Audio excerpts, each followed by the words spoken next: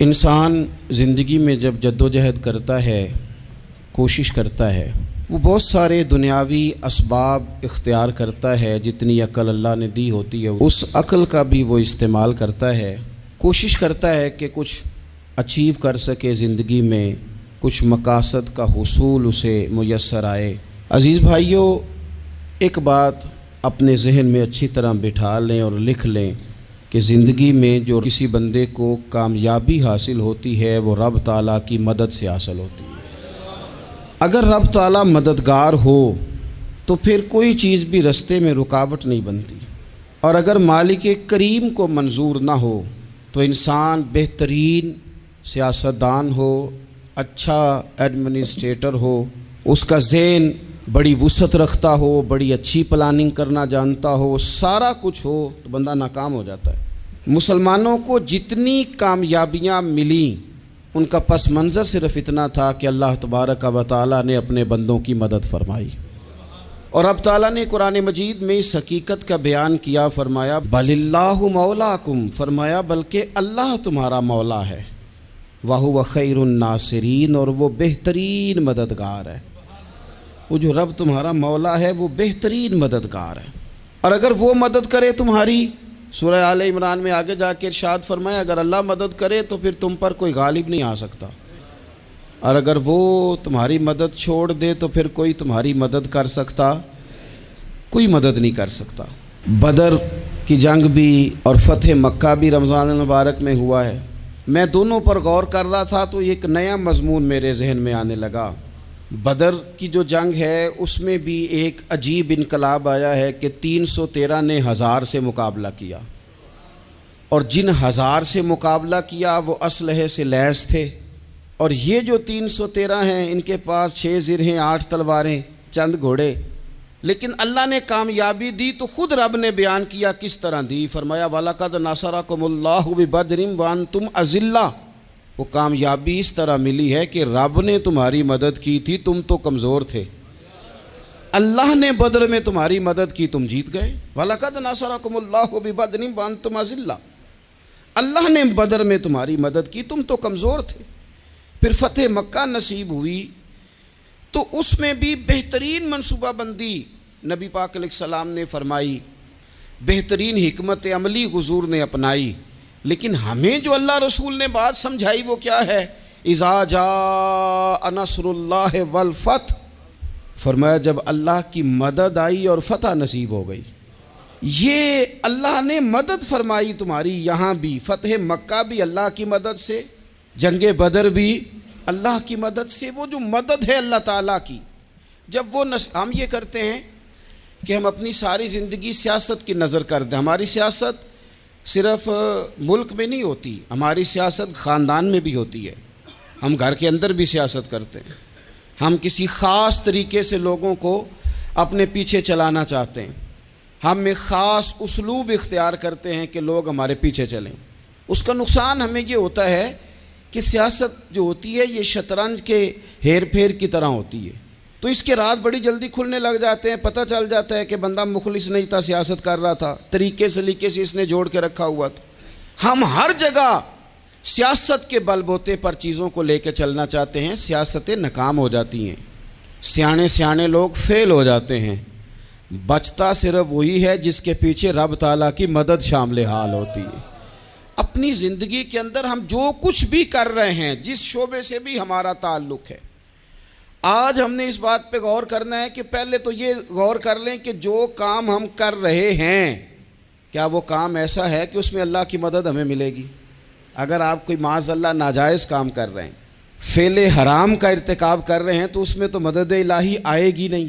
پہلے تو یہ دیکھیں جو کر رہے ہیں وہ کام مدد الہی والا ہے، اور اگر اللہ تعالیٰ کی مدد والا وہ کام ہے پھر اس پر غور کریں کہ کیا ہم نے مالک سے مدد کا سوال کیا ہے، ہمیں مدد میسر آ رہی ہے۔ وہ میں نے بزرگوں سے ایک بات سنی تھی، وہ بڑی یاد رہ گئی۔ وہ فرمایا کرتے تھے قابلیت بھی بڑی چیز ہے لیکن قبولیت سب سے بڑی چیز ہے۔ قابل ہونا بھی بڑی بات ہے لیکن زیادہ بڑی بات یہ ہے کہ اس کی بارگاہ میں قبول بھی ہے کہ نہیں۔ اپنی زندگی میں اللہ کی مدد کی طرف بڑھیں، مالک کی مدد کا حصول اختیار کرنے کی کوشش کریں، اللہ کے ساتھ اپنے آپ کو جوڑیں۔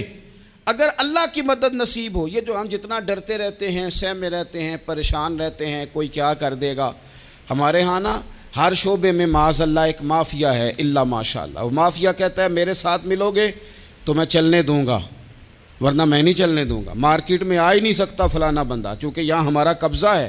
اور میرے بھائی پھر بہت سارے لوگ جن کی نیتیں اور ارادے بڑے اچھے ہوتے ہیں شروع میں، وہ بھی اس مافیا کا شکار ہو جاتے ہیں اور ان کے رنگ میں رنگ جاتے ہیں۔ یاد رکھنا، کسی شخص کی بلیک میلنگ کا کبھی شکار نہ ہونا، کبھی کسی کی میٹھی اور مسجع مکفہ باتوں کا شکار نہ ہونا۔ کوئی کیا کر سکتا ہے اگر اللہ مددگار ہو تو؟ جس کو رب کریم اٹھانا چاہے اسے کوئی گرا سکتا ہے؟ ہم یہ ڈرے ڈرے سہمے پریشان فیصلہ کرنے کی طاقت نہیں، مجھے چلنا چاہیے کہ نہیں، اٹھنا چاہیے کہ نہیں، کرنا چاہیے، اٹھ باندھ کمر کیوں ڈرتا ہے؟ پھر دیکھ خدا کیا کرتا ہے۔ حضرت عبداللہ ابن عباس فرماتے ہیں میرے نبی پاک علیہ السلام نے میری تربیت فرمائی، حضور نے میری تربیت فرمائی، اور محبوب پاک علیہ السلام نے فرمایا عبداللہ یاد رکھنا، یہ نوجوان دوست میری بات لکھ لیں، پریشان لوگ میری بات لکھ لیں، جن کے پاس قوت فیصلہ نہیں وہ اس بات کو لکھ لیں۔ حضرت عبداللہ ابن عباس فرماتے ہیں میرے نبی پاک علیہ السلام نے مجھ سے فرمایا تھا عبداللہ سن، اگر ساری دنیا مل کے تیرا کوئی نفع کرنا چاہے کر نہیں سکتی جب تک میرے رب کی رضا نہ ہو، اور فرمایا ساری دنیا مل کے تیرا کچھ بگاڑنا چاہے تو عبداللہ بگاڑ نہیں سکتی جب تک رب کریم کی حکمت کا تقاضا نہ ہو۔ لوگوں سے ڈرنا، لوگوں کی طرف دیکھنا، ماحول دیکھ کے اپنے راہ کا تعین کرنا، ہر بندے کے خیالات کے مطابق ڈھلنے کی کوشش کرنا، فلانا نہ ناراض ہو جائے، فلانا نہ ناراض ہو جائے، وہ جس نے ہونا ہو جائے، بس رب رسول ناراض نہ ہو۔ اپنی زندگی میں اپنے مالک کو مولا جان کے، بل اللہ مولاکم، اللہ تمہارا مولا ہے، وَهُوَ خَيْرُ النَّاصِرِينَ، وہ بہترین مددگار ہے۔ توجہ جب بھی کریں رب کی جانب کریں، اپنے دل کا قبلہ درست رکھیں، سوچوں کے زاویے سیدھے رکھیں۔ میرے بھائی مالک جب بندوبست کر دے نا،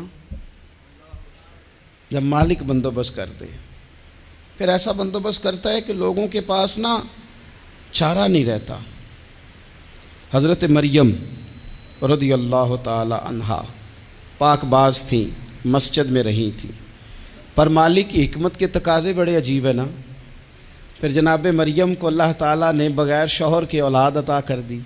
یہ بات ہی ایسی تھی، وہ کسی نے کہا تھا کہ مخلوق تو فنکار ہے اس درجہ کے پل بھر میں سنگے در کعبہ سے بھی اصنام تراشے، تم کون ہو کیا چیز ہے داغ کبابی، لوگوں نے تو مریم پہ بھی الزام تراشے۔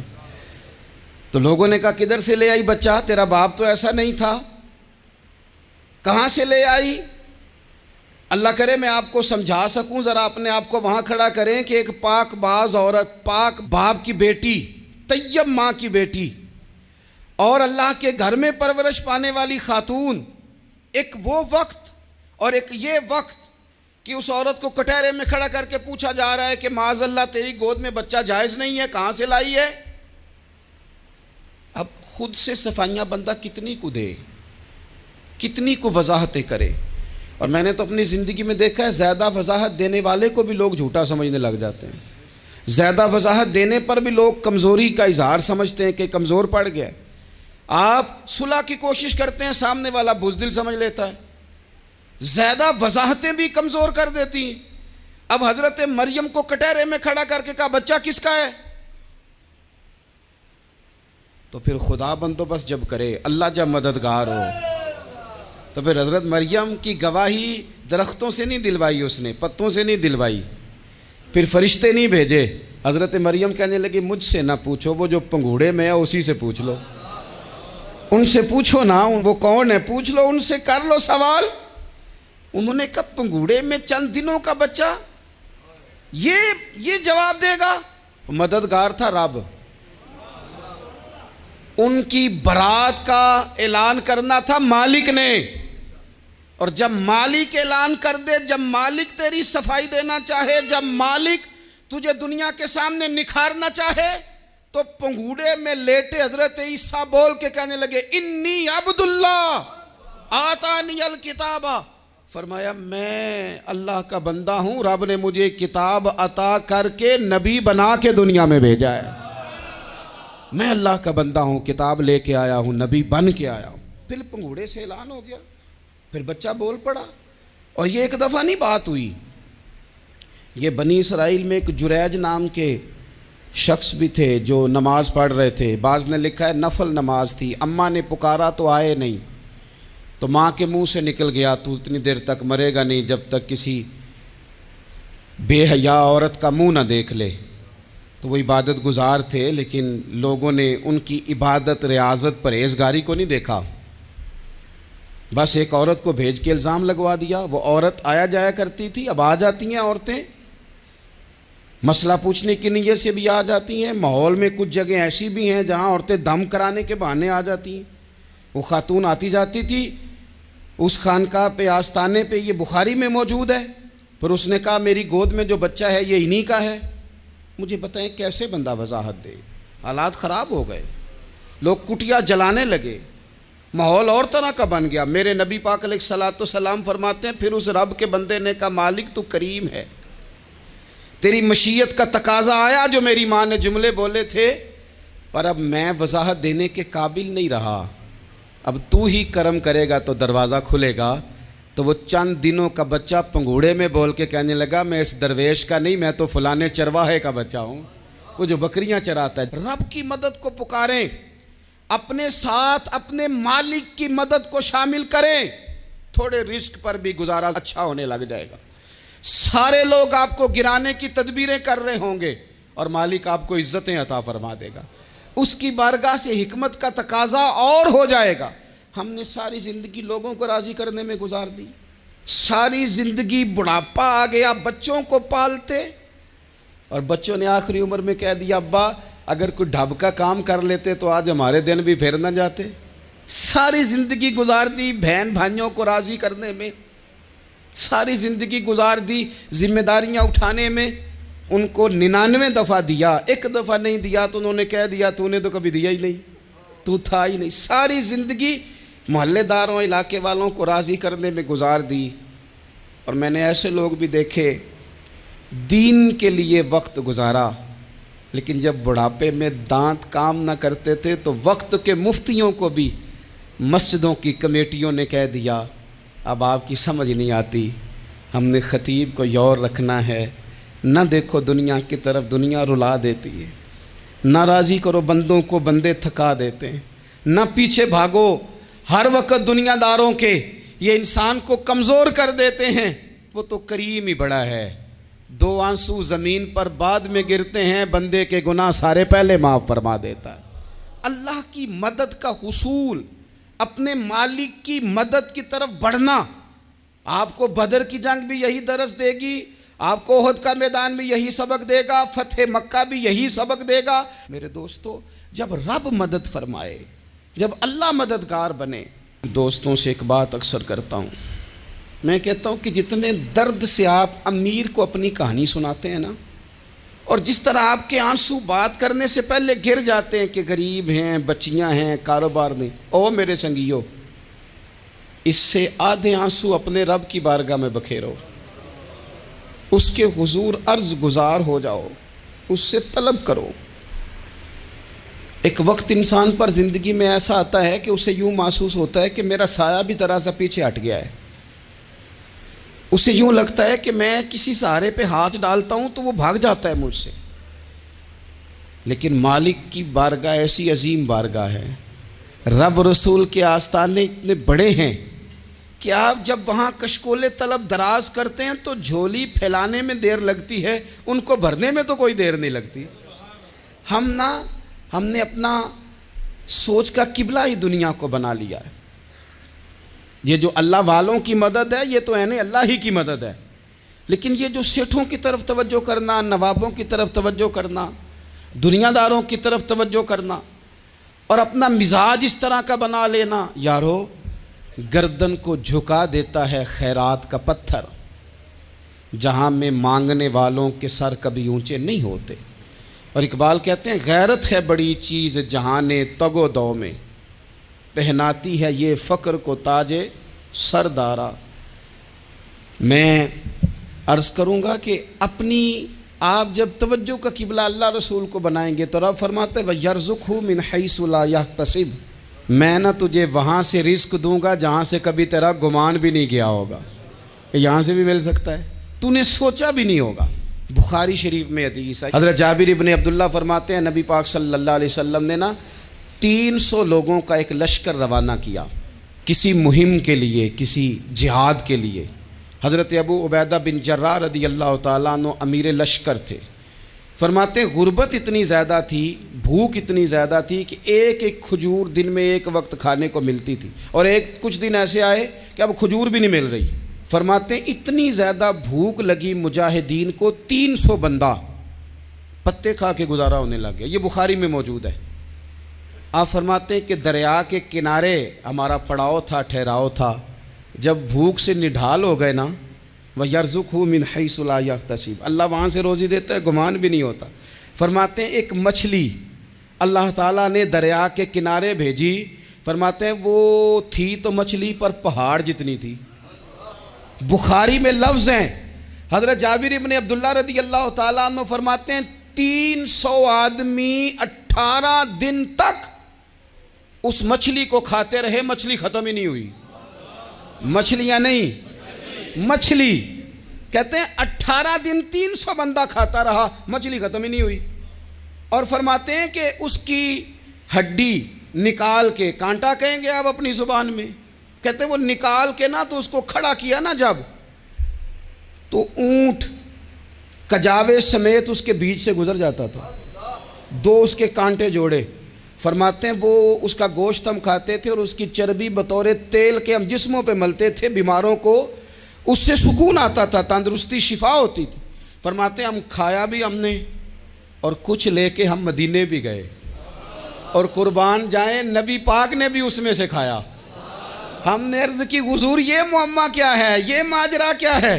تو محبوب نے فرمایا تمہارے پاس غذا نہیں تھی، رب نے تمہارے لیے بندوبست کیا ہے، اللہ نے تمہیں دیا ہے۔ مکان شروع کر لیا، ایک صاحب نے وہ مکان بنانے لگے، آپ وہ حساب لگا رہے ہیں، کہتے ہیں میرے پاس اتنے پیسے ہیں، اتنے میں نے فلانے دوست سے کہنا ہے اس نے دے دینے، اتنے فلانے رشتہ دار سے کہنا ہے اس نے دے دینے، اتنے فلانے سے کہنا ہے اس نے دے دینے۔ یہ ساری کاپی بنا کے مکان شروع کر لیا۔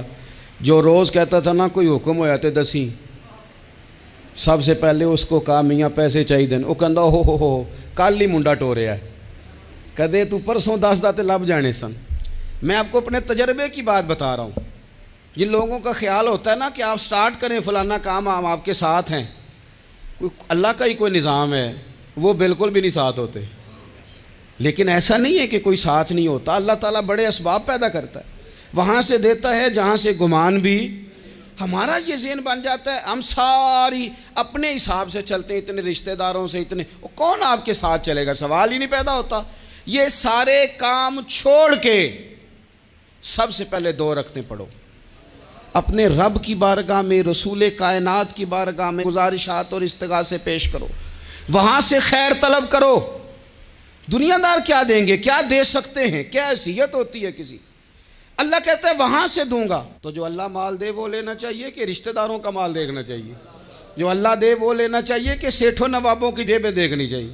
جو اللہ دے وہ قبول کرنا چاہیے یا دیکھنا چاہیے کون سا آدمی کہاں پہنچ گیا؟ چھوڑو، اپنی مٹی پہ چلنے کا سلیقہ سیکھو۔ کسی کے سنگ مرمر پہ چلو گے تو پھسل جاؤ گے، پھسل جاؤ۔ اس پر ایک اور بات عرض کر دوں، صحیح بخاری سے، مسلم سے ایک اور بات۔ کچھ چیزیں ایسی ہیں جن سے اللہ کی مدد آتی ہے، مدد ملتی ہے۔ ایک چیز ان میں سے ایسی ہے جس سے بہت مدد نازل ہوتی ہے، وہ ہے کہ جب رب آپ کو دے نا تو پھر آپ بھی اس کے رستے میں دیں، پھر مدد آتی ہے، پھر اور آتا ہے۔ بخاری مسلم میں حدیث ہے، یہ زیادہ ہی توجہ طلب امر ہے، اس پر آپ غور کریں گے۔ حضرت ابو ہریرہ فرماتے ہیں کہ نبی پاک علیہ السلام نے فرمایا ایک شخص نے بادلوں کے اندر سے آواز سنی کہ فلاں آدمی کا کھیت اور باغ خشک ہو گیا ہے، وہاں برسو اور اس کے کھیت کو سیراب کرو۔ وہ بڑا حیران ہوا کہ بادل سے آواز آ رہی۔ پھر اس نے دیکھا کہ ایک پہاڑی پر بارش ہوئی، وہ بادل وہاں برسا، پھر نالیوں سے ہوتا ہوا پانی ایک طرف چلا تو جس نے آواز سنی تھی حضور بیان کر رہے ہیں، وہ بھی پیچھے پیچھے چلا کہ پانی کدھر جا رہا ہے۔ اس نے جا کے دیکھا کہ ایک مقام پہ ایک باغ کو وہ پانی لگ رہا ہے اور ایک آدمی وہ پانی لگا رہا ہے۔ اس نے اس سے پوچھا تیرا نام کیا ہے؟ اس نے کہا کیوں؟ کہنے لگا بتا نا۔ اس نے نام بتایا تو کہنے لگا یہی تو وہ نام ہے جو میں نے بادلوں کے اندر سے سنا ہے کہ فلاں کے کھیت کو پانی دے دو۔ اس نے کہا یار تو کیا عمل کرتا ہے کہ اسپیشل تیرے لیے بارش برسے؟ یہ بخاری پڑھ رہا ہوں، سیاستہ سے حدیث عرض کر رہا ہوں۔ اس سے پوچھا تو کیا کام کرتا ہے کہ جناب اللہ تبارک و تعالیٰ کا حکم کرم آیا کہ خاص تیرے لیے پانی برسے اور تیرے کھیت کو سیراب کرے؟ تو اس نے کہا چھوٹا ذمہ دار ہوں، پر جب فصل اگتی ہے تو 3 حصے کرتا ہوں، ایک حصہ اپنے بال بچوں پہ بہن بھائیوں پہ خرچ کرتا ہوں، ایک حصہ پورا، اور ایک حصہ دوبارہ کاشتکاری پہ لگاتا ہوں، اور تیسرا حصہ خالص میں نے مسکینوں، یتیموں اور غریبوں کے لیے رکھا ہوا ہے۔